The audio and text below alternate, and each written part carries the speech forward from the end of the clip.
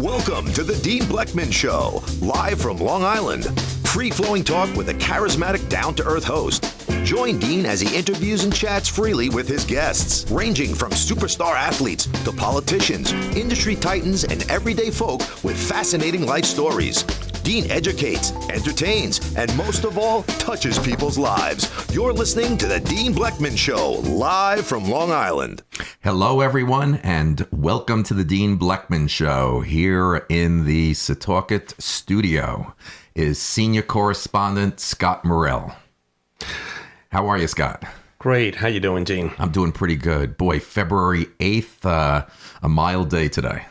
Yeah, we might break a record. It might be 61 degrees. Wow. And then tomorrow we might have 6 to 10 inches of snow. That's what I hear. Yeah, that's what I hear. A lot of global changes going on. Wow.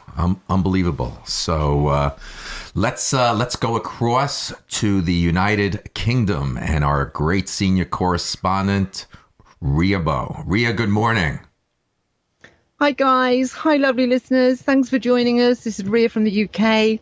Our lovely Scott Morrell's got the lead on the topic today, so I'll leave him to introduce it rather than myself. But we're going to be following Scott, and hopefully we can bring something to the party. Quick weather report in the UK is about +4, +5 centigrade. So I know you guys work in Fahrenheit, but I thought that might be quite interesting. No wind and overcast, but quite a nice day in the UK. Back to you, Dean.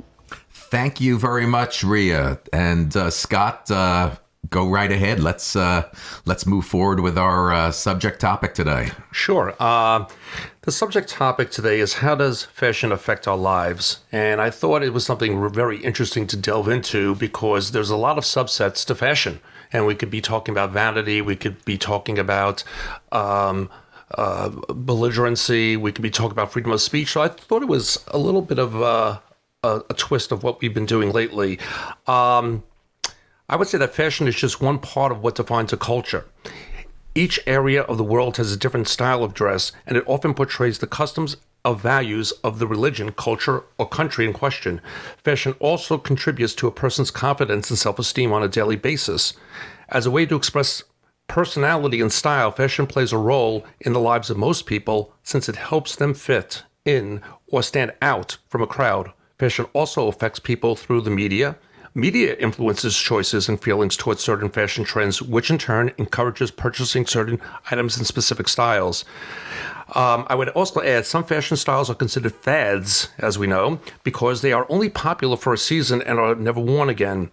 And that's really happening a lot recently with throwaway clothes. Fashion forward and so forth. The main difference between fads and other fashion styles is that fads are usually not able to change to keep up with the trends. Thus, the success of fads are usually short-lived. Other fashion styles are dependent on particular groups of people. We could just think about this. Not all fashion is beautiful. Some are I don't want to say this derogatory, but they could be costumey to other people that are not used to it. For instance, the Hasidic Jewish population wears a particular type of wardrobe that I would not say is stylish, but is it represents who they are. So I think that's kind of interesting to think about. This is often seen when movie stars or music groups wear a specific styling of clothing. This type of fashion is reliant on celebrities and their success. As celebrities change their tastes or new stars move into the limelight, the style of fashion changes with them.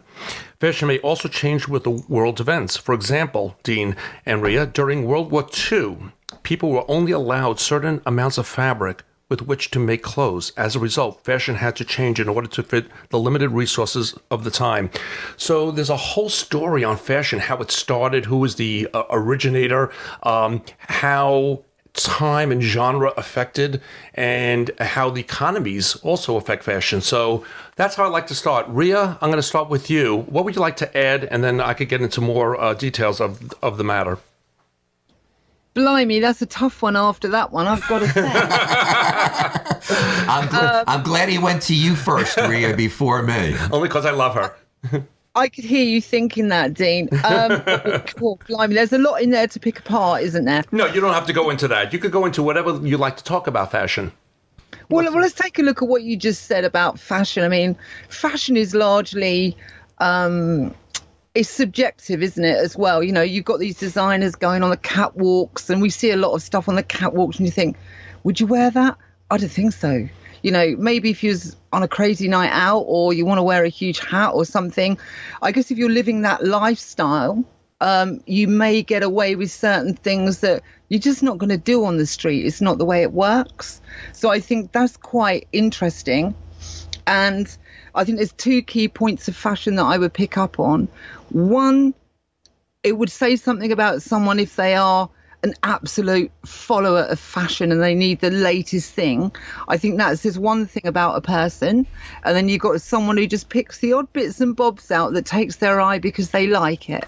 And I think that sets the two apart, Scott. Yeah. Wow, interesting. I told you she had insight. I don't care what you say, Dean. Dean, what do you have to say about that? Because I have so much to add to this. It's going to be great. I'm glad you do, because Scott, you know, I thought this was a great topic for today that you picked up for us to discuss today. And why is that? I just thought, hey, listen, fashion is hot. It's not for me though.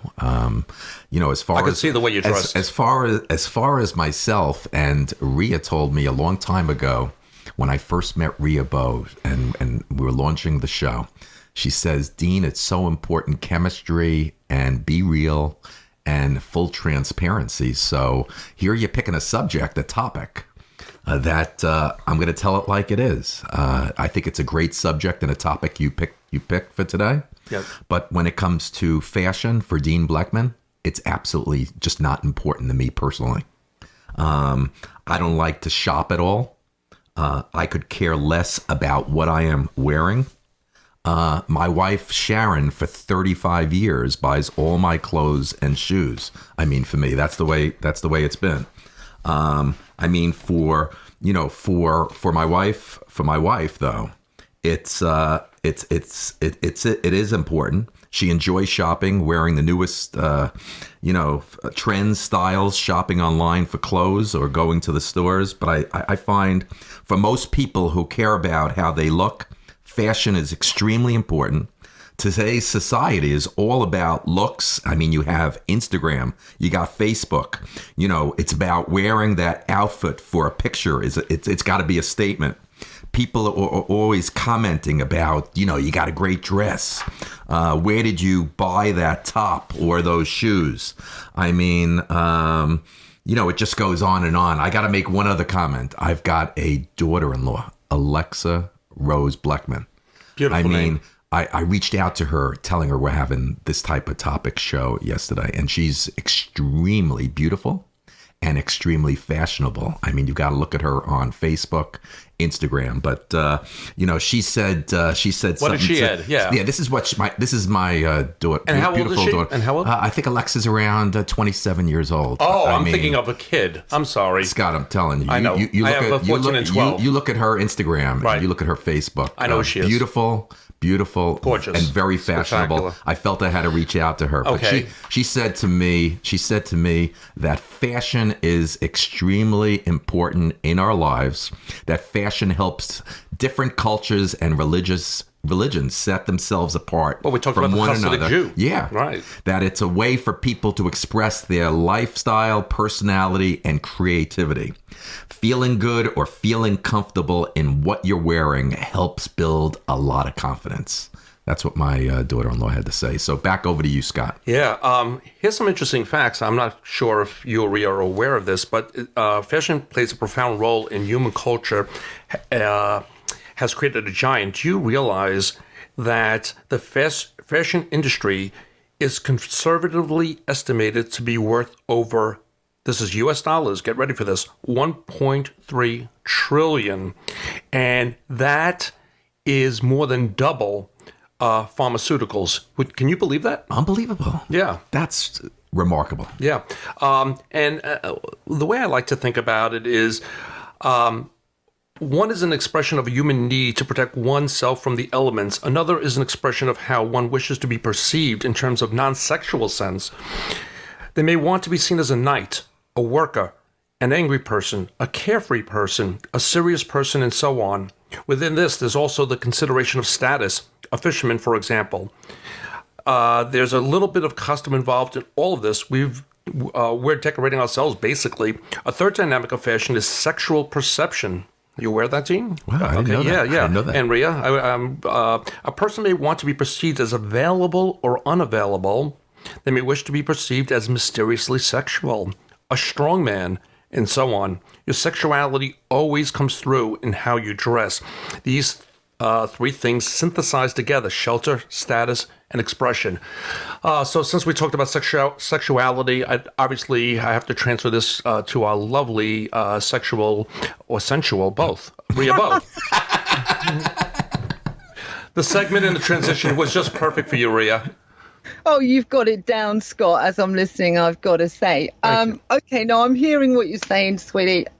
Yeah, it's huge. It's bringing it to the forefront of, because I don't think about it that much. But I do find it thoroughly interesting. And the word that stuck out to me out of all that you just said was the word confidence, I think. So yes. As I hear that, if that brings confidence to somebody, then good for them. But it reminds me of being a music student and in the early days. And like any expression, fashion, clothing, any kind of expression you choose to do, I was told to, once you've jumped on board, this is as a young musician, you've jumped on board and you've sounded like this person for a bit, and then you've grown up a bit, then you've sounded like that person. At the end of the road, you're looking to find your own voice, and you get to do that a bit more with maturity, I think. So I think that's to bear in mind for anybody. Rather than be an avid follower of fashion, jump on board something, a designer for a bit, try someone else. Chanel, and then as you sort of mature, as it were, I think you get a look that you know that suits you, and you're kind of a bit more comfortable with your own voice rather than sounding or looking like somebody else. Well, that's fascinating because I see it both ways. You and I are very individualistic, so we like to express ourselves through fashion, through our voice, through a lot of mediums, if you will. And there are some people that don't feel comfortable expressing themselves. They are a little bit more shy, so they'll go with the flow. They'll be like a flock of seagulls. I see a lot of that in where I used to live compared to where I'm living now, more in New York City, where it's much more individualistic.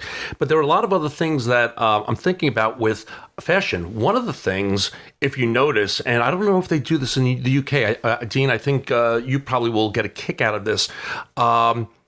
Politicians, okay, when they're on the stump or speaking to people, you ever notice that they start taking off their jacket, rolling up their sleeves, unbuttoning the top button, and it signifies that, quote, I am working for the blue-collar person. Right, right. You always see that. Isn't that interesting? Or the weatherman rolling up the sleeves when there's a storm. So you think that's just a natural reaction, or is that a setup planned execution? What do you think? Well, I think it's contrived, to be quite frank. I really do. I believe they've seen it in movies, and they use terms. I'm going to roll up my sleeves. So then it becomes their reality. Right, so when people say that, okay, rolling up the sleeves means you're going to like shovel dirt. Yep. And so when a politician always likes to mimic what their constituency wants, so they want to portray themselves as they're not above it all. They're just like them. I'm going to, take off the vanity basically and get down to work. Wow. Yeah, that's true. That's true.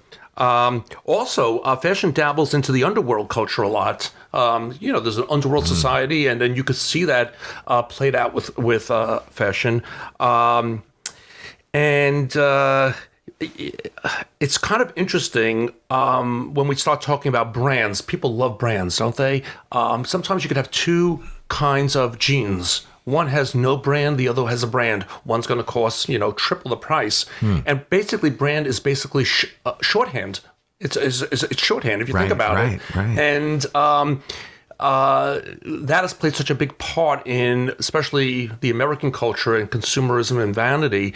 But some people want to play down, let's call it the brand image, but they like the style of the clothing. So they'll actually try to buy something that doesn't have the big LV, if you will. You know what I'm saying? Yeah, well, there's a lot of knockoff brands out there. Yeah, or not to show a brand. Right. And it's almost like, it's like an anti-establishment, wealthy portrayal of themselves. They are wealthy. They could buy anything they want, but they don't want to show it off, but they still want to look good at the same time. Yep. So they don't need it. So I find that a lot of people that are that have new money, we call them new money and old money, right? The new money people tend to buy things that show their new wealth. And so even if they don't like it as much, they'll first look at the brand before the style. Right. What are your thoughts about that, Rhea? What are my thoughts about that? I think it's relative today, where if someone's that concise about how they're appearing to the outside world, I guess there's a lot of things that are really considered. Myself, I only have a few looks, so it's all really simple. A lot of it's born out of practicality, but ultimately looks good as well. So I would say to people, if you're not going to go down the fashion route, go vintage. I'm a big vintage fan, so that's where I stand with it, Scott. Yep. No. Hey, let me just comment that our lovely Rhea Bow. Let me tell you something. I know I only get a chance to see her on Skype, but she is hot and beautiful and very fashionable. Rhea, you look great, man. She is just red as a tomato right now. I wish we could have this on video. She's blushing. You look great. Scott and I we did a couple of minutes of Facebook Live here in the studio before the show, and we got to figure out a way to bring you in next time.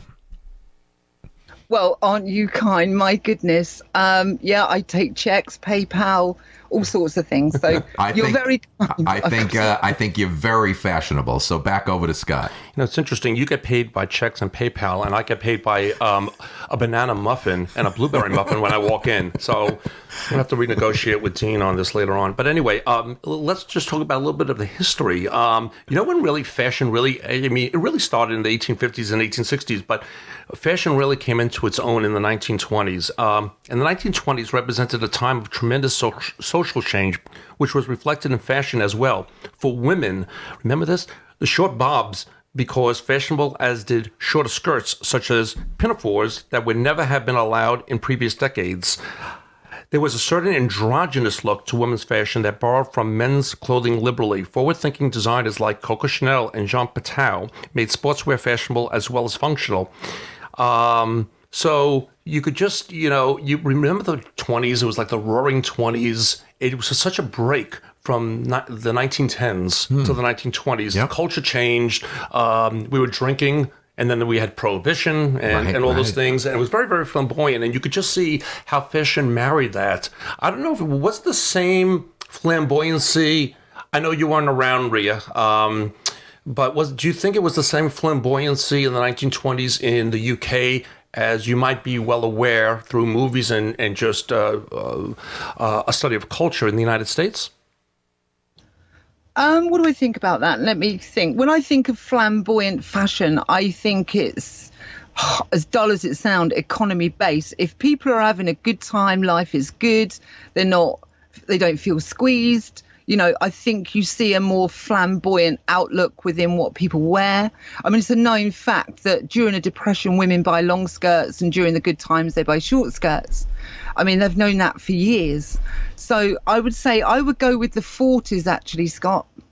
Okay, so you had the 40s, and we did have the 40s. It was the Fred Astaire time, and it was very black tie. And 20s was in the United States very flamboyant. And, that's great when you're talking about the economy. When you feel good, fashion is more flamboyant. And that just brings to mind the 1980s in the United States. Think about the style of the 1980s, the Farrah Fawcett, that flared hair, the glitz, the gold, the silver on whatever you were wearing. I think that represented a good feeling in the 1980s through, the downfall of communism and the projection of strength and hope and opportunity with President Ronald Reagan. Moving over, I mentioned to Rhea how fashionable she is, and obviously I was open and honest about how unfashionable you are. How unfashionable how I am. And very open, very proud of you. For 35 years, my wife Sharon dresses me and buys everything. It was 25 years when I put a jacket and tie on, where she put jacket tie out. Are you one of the people that did not know how to make a tie? Let's be honest. No, I knew how to make a tie. Oh, you did? Okay. I did. All right. But Rhea, I'm very surprised that you haven't reached out to Scott and asked him how he would describe himself, how fashionable he is. And I'm just surprised you haven't asked him that, so I'm going to. Okay. Thank you. I was a little bit insulted, frankly, from Rhea's silence Scott, on that. how would you describe who you are and what fashion means to you and just exactly how you dress? I dress, I like quality and being a little bit low key, but sharp and sophisticated. So that's my look. I don't want to be totally out there, and I don't want to look like a stuffy accountant. Okay? So when I dress up very nicely, I'm going to a very high-end dinner in Danielle's in Manhattan. Wow. I will wear a nice Brioni suit and a Brioni tie. Wow. And but smart conservative. Wow. And then in my casual wear, the everyday, I would just play it down a lot. I won't look like someone that just bought something from the flea market, but I just don't like to, I guess part of me is not, people think I'm an extrovert, but frankly, there's most of me that's an introvert. Wow. And I don't like to be the center of attention. Wow. Did you know that about me? Wow, that's unbelievable. Hey, Rhea, and I'm on a show. Rhea, I've got to tell you that that 1.5 minute from Scott, that was a huge highlight for me here at this show. I think it was for me too. I think I heard a bit of brand dropping there somewhere. You bet. I think we've got to do. I think we've got to get some more videos and some still pictures of senior correspondent Scott Morrell in studio and out on the streets. We got to start posting them more on the show Facebook site and the website. Yeah, that would be lovely, Scott. If you could supply us with your fashion portfolio.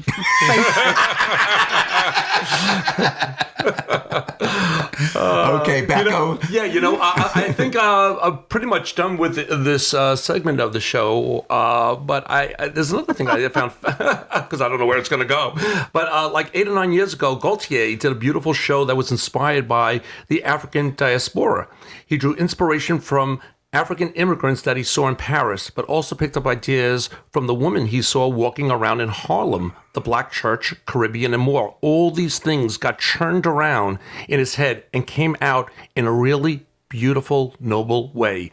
So it's so interesting how fashion starts, the concept of it.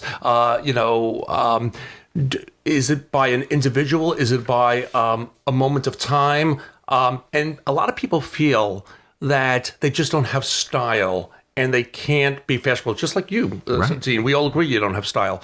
But on a more serious note, you really could. It's something, believe it or not, that you could research and do for yourself. So if Sharon, took 3 days away from you, frankly, I think she should. Take a ladies' weekend or something. I think you could get by by just doing some research. You are in trouble with Sharon. I'm telling you, you're in trouble because she dresses me and says that I've got great style. I just don't do any shopping and. Don't care about going in stores and picking things out. And just to enhance that style, you could just do reading. Let's say you didn't have that creativity, and I believe in all honesty that you do, but let's assume that you didn't. People can actually read about it and create their own style. It's not something like, I can't paint, okay? I just can't. I can't even sing. I can barely talk. But no, besides that, I can't sing, I can't paint, and that's inherent. That's a skill set that I don't have. But when it comes to style, believe it or not, people could self-dress and introduce themselves to style. So that is all I have to say about fashion for today. And I'm very happy that we had this discussion and brought it up and hopefully created some insights that people, that went through the surface and have people really think about it in a more serious, introspective type of manner. And that's what I wanted to do today. I think that's great, Scott. I think you brought a great subject to the show, and I thought it was a great conversation. Going back over to Rhea. Rhea, do you have anything more to add? I don't know. I'm just listening with absolute contentment here, I've got to say. With fashion, how can I round up on fashion? Pretty much what I said. I mean, my view is you start off and you look like other people. You see, I don't know, whatever name on the cap, not on the catwalk, they're going to an awards or something. Oh, I like that. And then eventually you end up with your own voice, your own look, what you're comfortable with. And remember, folks, you got to be beautiful on the outside and on the inside. And ultimately, the outside is important, but beauty is on the inside. So whether you're fashion conscious or you have a big comfort zone where you'll try anything out, or you have a small comfort zone and you're just comfy with that, I still think ultimately, which isn't sort of promoting the fashion industry, beauty's on the inside, Dean. That was beautiful, Rhea. Really nice. Before I bring the show to a close, I just want to cover my butt with my wife Sure. and make sure.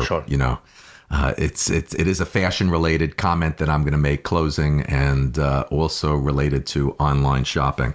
I want to be very careful that I said earlier that for Sharon, it's not that it's important to her, the fashion, it's that she enjoys shopping. So there's more of a closing little short story that I just want to share with you. We were once dining in a local restaurant, and a gentleman came over to the bar, and he said that he knew us, that we looked familiar. I said to him, I don't know who you are. He said, well, I know you guys. I know your address. I know the cars that are parked in your driveway. I'm still dumbfounded. Who is this guy that's coming over to me in the restaurant? I don't know who he is. But he says he comes to my house. He says he comes to my house every single day. And I say, who are you? I'd be the mailman. He said, I'm your UPS driver. Well, they have a joke about that. What happens to the UPS driver when someone's working and the wife is home? Sharon. Rhea, in closing at the restaurant, my wife quickly says, she says, please, my husband's launching a new radio show. Please don't ring the bell anymore, and just leave the packages at the front door. But I just hate, Scott, you walk in here, I hate seeing those boxes build up every day at the front door. Yeah. So that's my story. I just want to say to all our listeners today, please look for, the Dean Bleckman Show on YouTube, iTunes. Please like us on Facebook. I want to say thank you very much for being with us today, and from all of our listeners and everyone here at the Dean Bleckman Show. Please, everybody, have a great day. You've been listening to the Dean Bleckman Show, live from Long Island, New York. From all of us here, we'd like to thank you for tuning in. We look forward to hearing your comments via Facebook, Twitter, Skype, and email. And don't forget, you can visit the webpage anytime for the up-and-coming guest list. From all of us here, have a good evening.